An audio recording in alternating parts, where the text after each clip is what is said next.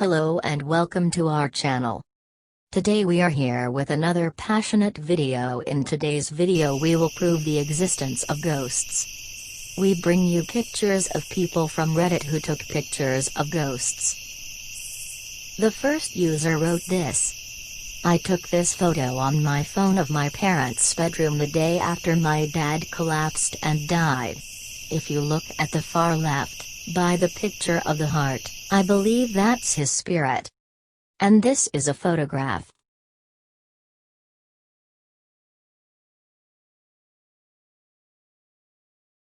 The next user experienced this and shared it with us.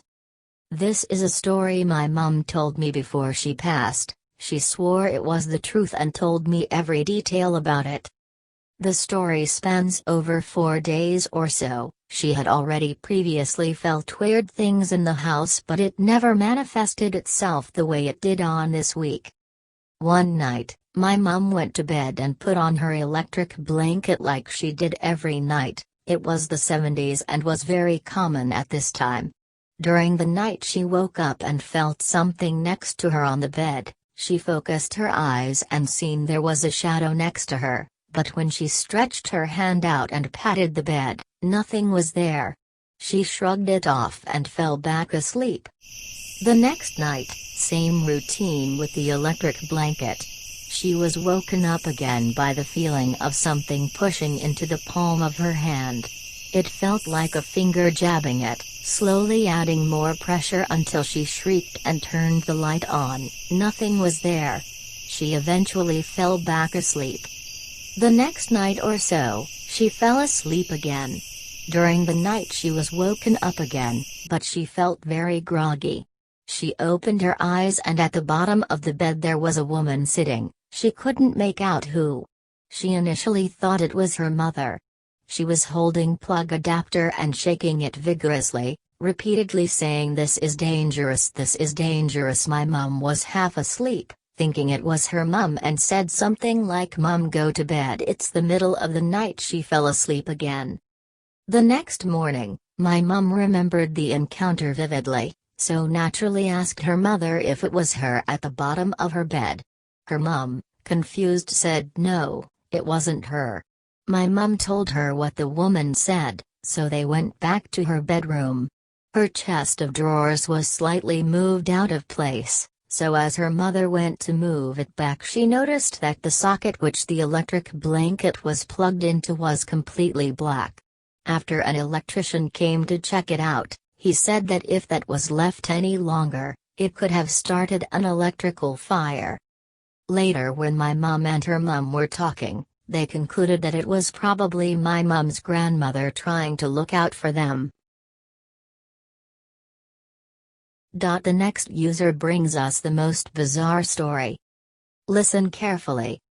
My sister has been diagnosed with a mental illness and was struggling for a while, though she had medical help. The days leading up to the incident had been tense. It was this unexplainable feeling of sadness and negativity. I sleep in the same room as her but somehow did not notice her pop all the pills. What I found out was much later when my dad was talking to me. The same night she tried to kill herself, my dad had woken up because our very sweet and predictable dog was howling continuously, which startled him awake. He thought he felt someone's presence and started shouting, "Who is it there?" No answer, obviously. A while later my sister walked into their room and they found out that she was overdosing and had also slit her wrist. They rushed her to the doctor. They told us that it was a miracle she was alive because the number of pills she took should have killed her for sure.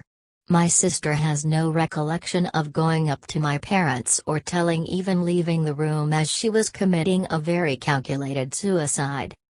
I don't know who or what was in our house that day which made my dog go crazy. But I liked to this that the entity wanted to warn us of what was happening, which helped my parents get my sister help in time. My sister is alive and well today. I think death was at our door that day and had come only to tell us that my sister's time has not come. This user was really lucky. Listen to the following story. My brother was born in December of 1990 and was adopted by my grandparents around 1995 or 1996. He lived with them until he graduated high school in 2009. He was very close to my grandfather and my biological grandmother. I was born in July of 2000, and my biological grandmother passed away from a stroke in January of 2001. After she passed, it was just my brother, my grandfather, and their dog, a golden retriever named Ginger, who was probably 3 or 4 at the time if I'm not mistaken.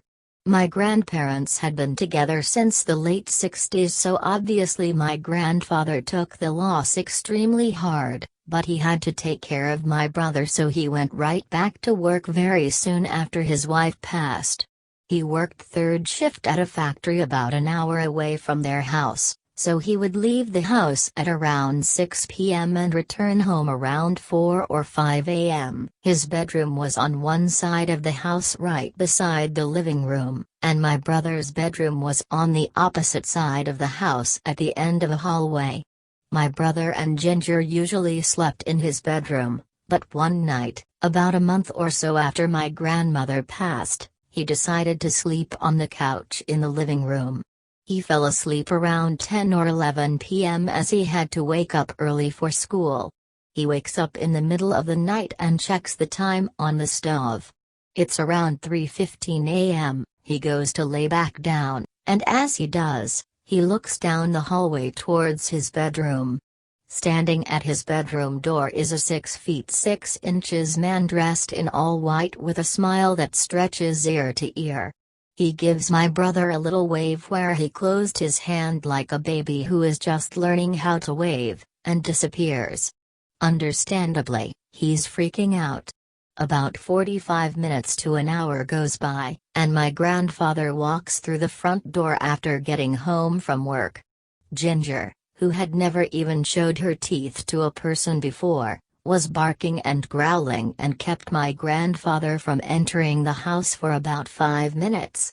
My brother told my grandfather what happened, and my grandfather just wrote it off as my brother imagining things. My brother told me this story a few years ago, so I'm not certain on all the details, but every time I think about it, I get an overwhelming sensation of anxiety and paranoia that lasts anywhere from 30 minutes up to 2 or more hours.